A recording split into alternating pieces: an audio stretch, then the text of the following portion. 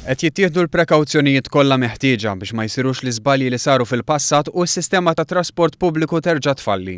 Għal dan il-Ministru għat-Trasport u l-Infrastruttura Joe Mizzi f'kollegament telefoniku fuq Bonġu Familja fuq One Radio.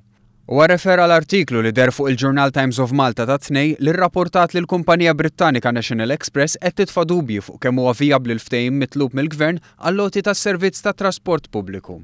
Ma rridx ikun hemm tip ta' riva oħra li ġa naslu kif wasalna. Dik hija ċara tonda, u ma tinix tort li nieħu prekawzjonijiet kollha billi ħalli min jiġi biex joffri kif jistgħu is-servizz u nimxu minn hemm il-qoddim. L-artiklu jikkwota ittra tad-direttur maniġerjali ta' National Express fejn jgħid li huwa diffiċli jekk mhux impossibbli li l-kumpanija tilħaq it-talbiet tal-Gvern Malti.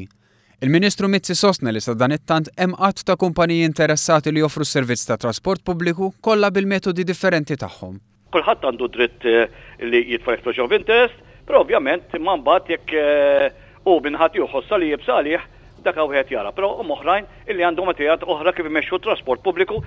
Huwa qal li hemm min qed ikun distruttiv u jipprova jfixkel il-ħidma biex jintlaħaq ftehim. Għaldaqstant talab biex ikun hemm prudenza minn kulħadd għaliex din il-kwistjoni taffettwa lil pajjiż kollu.